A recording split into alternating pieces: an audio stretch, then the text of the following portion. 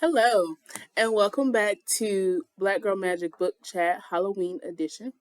My name is Larissa, and I'm the coordinator of the African American Resource Center. And all month, I am reading horror and thriller and mystery books by Black authors in celebration of one of my favorite holidays, which is Halloween. So, y'all, this week's book was a doozy. Maybe doozy isn't the right word, but it was a wild ride, literally from start to finish. And it really showcased what I think is often so unique and so engaging about Black horror. So let's dive right into it. So this week I read the book Jackal by Erin Adams. Beautiful cover. So Jackal opens up with our protagonist, Liz Roche. She's returning to her hometown of Johnstown, Pennsylvania for her best friend Mel's wedding. It's been 14 years since she has been back because when she left, she promised herself that she wouldn't go back. It was one of those cases where I grew up in this small, tiny, small minded town, and once I leave, I'm never coming back. So that was her mindset. And so she goes back because it's her best friend, really her only friend's wedding. So, needs must. The wedding is already a bit of a contentious affair because Mel's family does not approve of her fiance, a black man. Mel is white, but Mel loves him. They've already got a daughter together. Trying to stop the wedding at this point is a no go. So they are getting married. And even though her parents do not approve, her sibling doesn't approve, it's happening. They have the wedding. It's beautiful. Everyone cries. The reception is underway. And at this reception, Mel and Garrett's daughter, Caroline, goes missing. And as Liz, Caroline's parents, and local law enforcement all start to search for her, Liz begins to figure out that something sinister, something sinister has been going on. Caroline seems to be just one in a decades long line of black girls who have gone missing and been found murdered in Johnstown. Although, according to law enforcement, they've all been explained away. The book is mostly in Liz's point of view, but we get chapters of vignettes about the lives of the murdered girls. We get newspaper clippings about, the circumstances surrounding their deaths and news articles about when they go missing. And then we even get some points of view from Jack, who is this shadow figure who is responsible for these deaths. We learn with the clock racing to find Caroline, because if you're like me and you watch a lot of true crime shows and your Law and Orders, SVUs, regulars, etc., criminal minds, you know that like 48 hours is kind of that. After 48 hours, the probability of finding a child alive after they have been kidnapped or gone missing diminishes. So the clock is racing. Time passes. This 48 hours pass as they continue to look for Caroline. But in this space of looking for her, um, we learn about how these girls die, and a lot of all of the girls are eventually found with their hearts taken. And law enforcement, in explaining these crimes or accidents, have explained them as animal attacks, despite evidence of murder.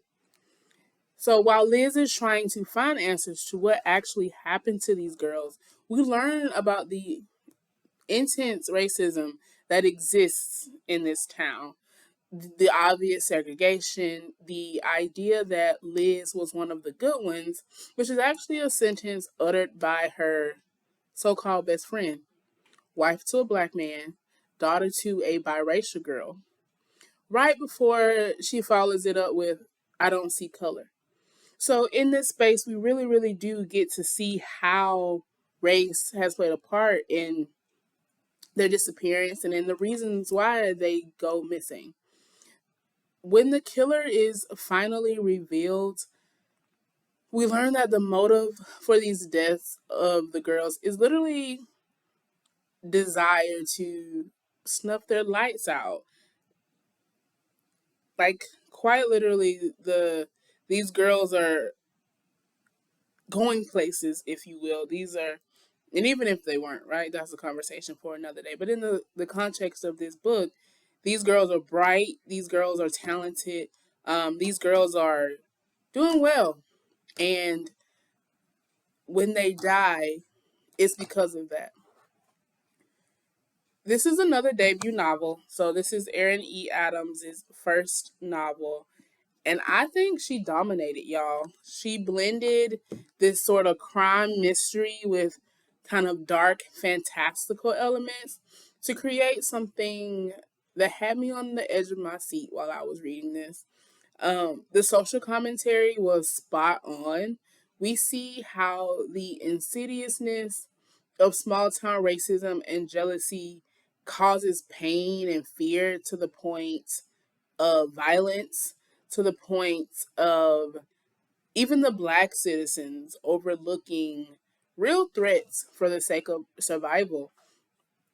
I think about obviously living here in Tulsa and knowing that one of the reasons that the Tulsa Race Massacre wasn't spoken about, especially by black citizens who had experienced it or were descendants of those who had experienced it, was because of that sort of fear that speaking out about it could cause further harm, right? So that commentary is clear in this book, and we see really how um, racism can cause silence, right? And death.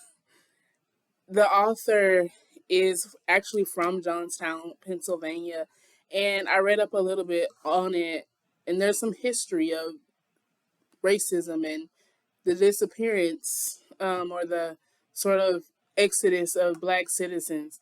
And we see in this book, I think Erin Adams kind of grappling with that in her own personal history.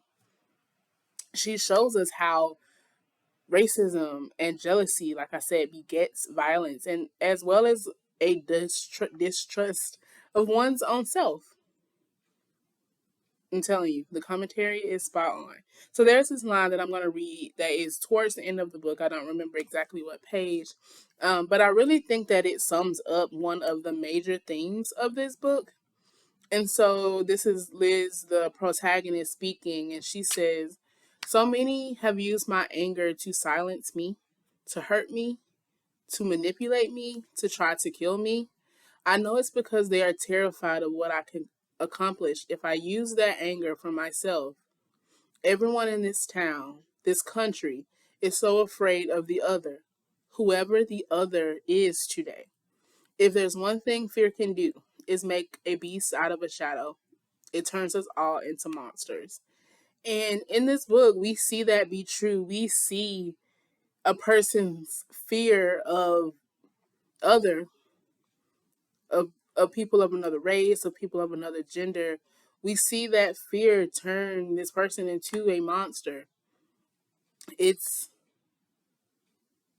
insane, right? But it's true. It's the way we have tons of historical um, ex- events that can speak to this, right? So I think Erin Adams does a great job of really showcasing this in a way that is interesting and attention grabbing.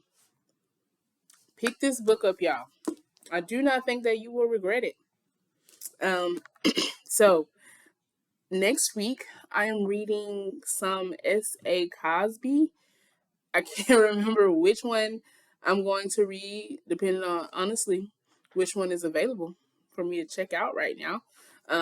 but all of his works are in this genre, so I'm excited for whatever it is because I've read one of his novels and it was incredible, and so I'm excited to share another one with you all. So until then, thank you for joining me for this week's edition of Black Girl Magic Book Chat Halloween edition. I'll see y'all next week.